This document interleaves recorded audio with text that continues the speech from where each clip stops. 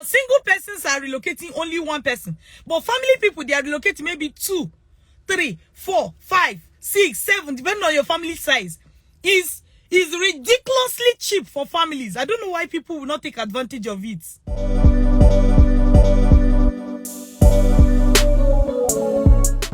How are you doing today? Okay, yes.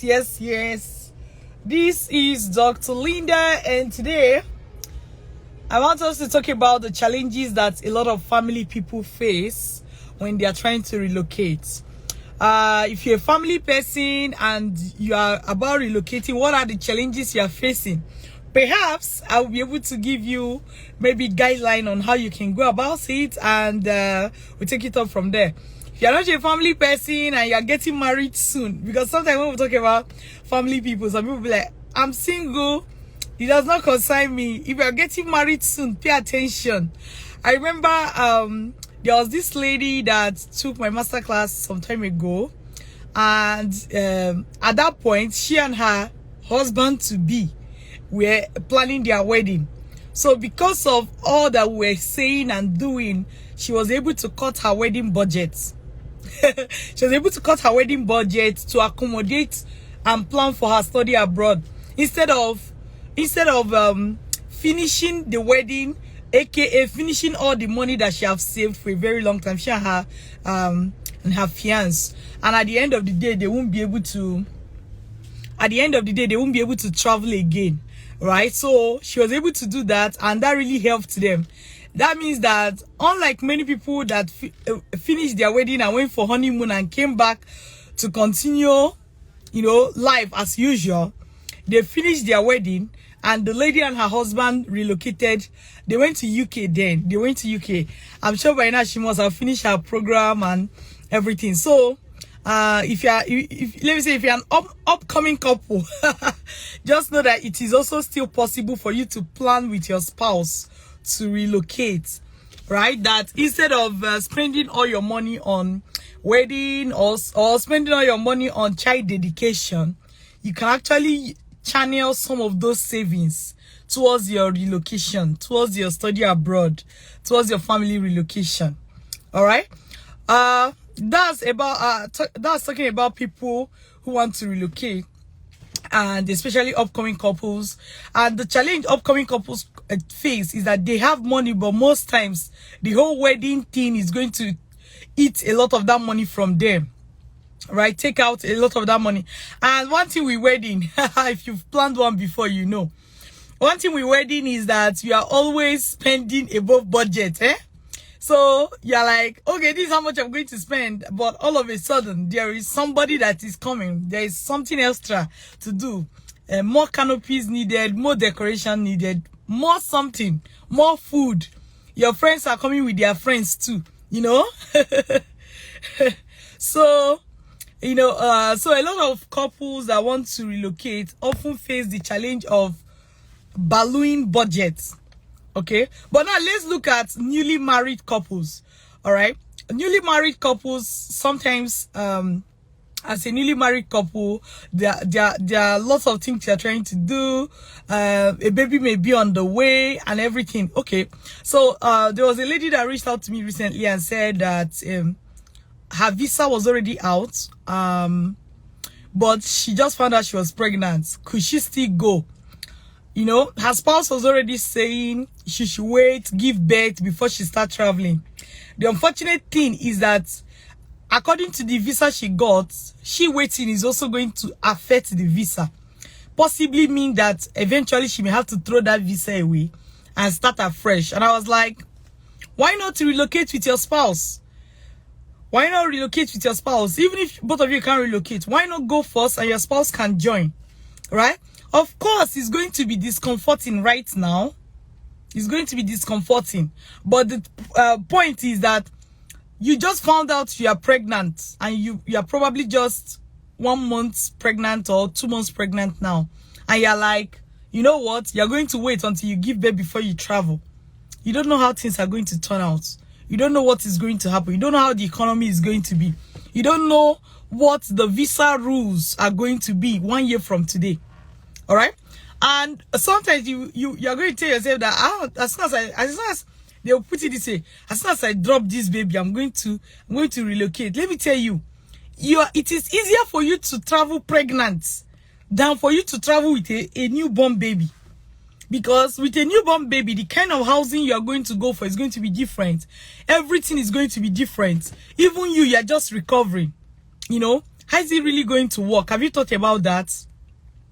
Have you thought about that? So, as a newborn baby, when you have a newborn baby, it's not going to be as easy as you think. So, travel now. There's no better time to travel. There's always something that is going to come up.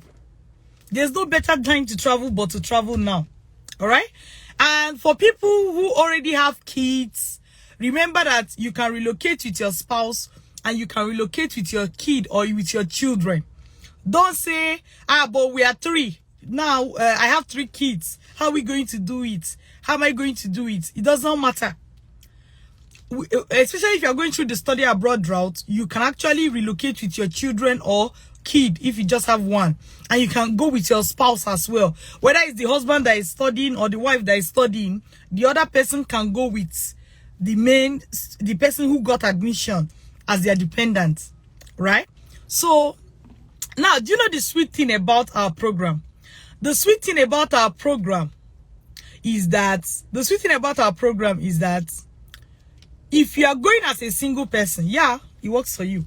But if you are going as a family, it is even extremely cheap. Think about it. A single person is going to go by themselves, right? But if you are coming as a family, you pay the same price as a single person. I mean, for Vantage Migration training program, right? You pay the same price as that a single person will pay. But now maybe you have 1 kid. So you, your spouse, and 1 child will be traveling. 3 people under 1 payment. Maybe you have 3 kids. 3 kids, you and your spouse, 5 people will be traveling. So what we noticed is that it is extremely unbelievably cheap for families. And yet, these same family members, one thing you have to understand is that as a family, if you are relocating as a family, it's even more expensive for you. Do you get? It's even more expensive for you to relocate as a family, because you don't only have to think of the money for yourself, you have to think of the money for your spouse, you have to think of the money for your child or children if you have any. All right? So this means that you have to look for a lot of money. This is where we helping you and showing you and guiding you to be able to get funding becomes even more beneficial.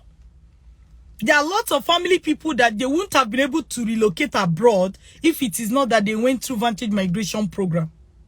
Hello, wives.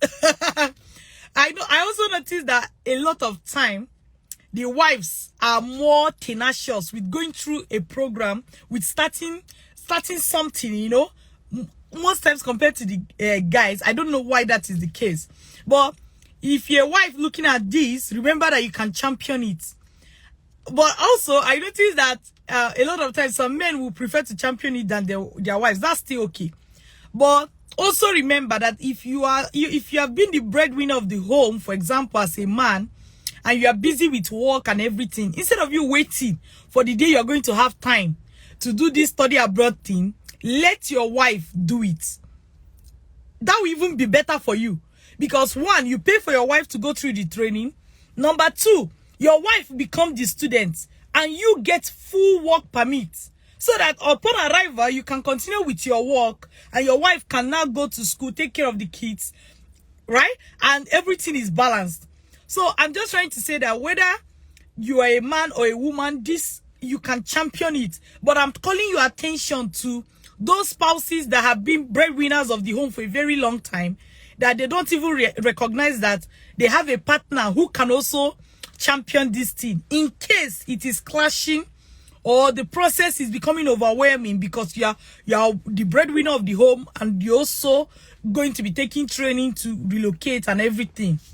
But we also have a lot of people that have gone through this program, busy people, bank managers, a mother that work and have 3 children, you know, so a bride that is preparing for wedding, a pregnant woman. There are so many various kind of different kinds of people, family people that have a lot of commitments. have been able to do this. I remember one lady, her husband was giving her trouble with the whole relocation thing. You know what she did?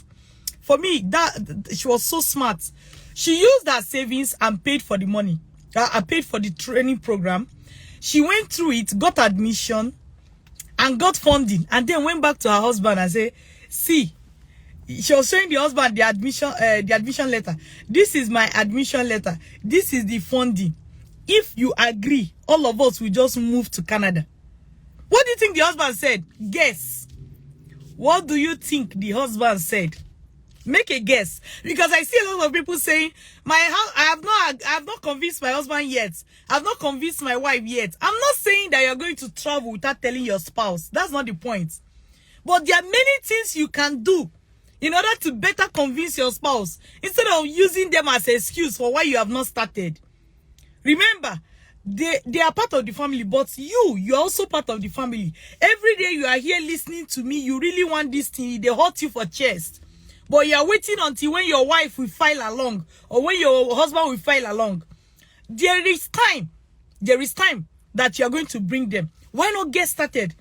I can bet you that many people who say that their spouse will not agree, their husband will not agree, their wife will not agree. If you were to bring admission letter with scholarship, and you are showing your husband that if he agrees now, you put all of you's name in visa, all of you will travel. Or you are telling your wife, if she agrees now, you put all of you's name and all of you will relocate.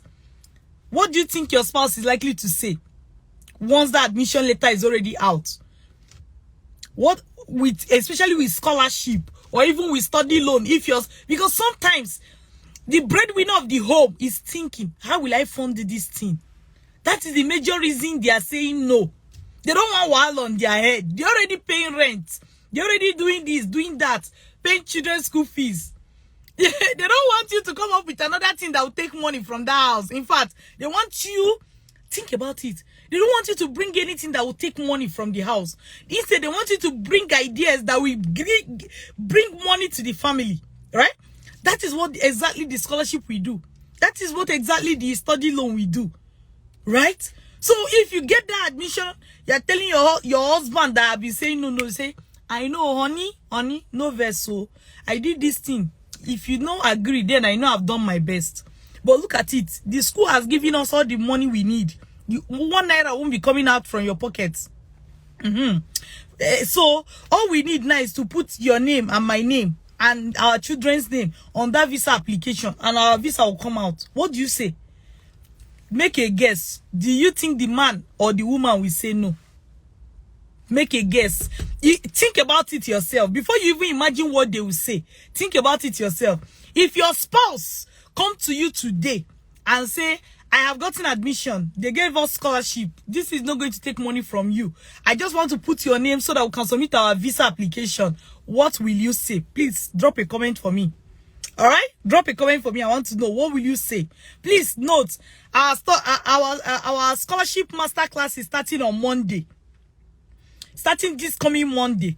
Ensure you register. And I mentioned to you that even though single people pay the same price with family people, but single persons are relocating only one person. But family people, they are relocating maybe 2, 3, 4, 5, 6, 7, depending on your family size.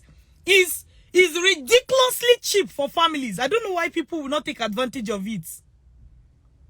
And if you think your spouse is not being support, get that scholarship and go back to them and see if you will not convince them. The problem with you is that you are waiting for your spouse to come on board, even pay for the training program.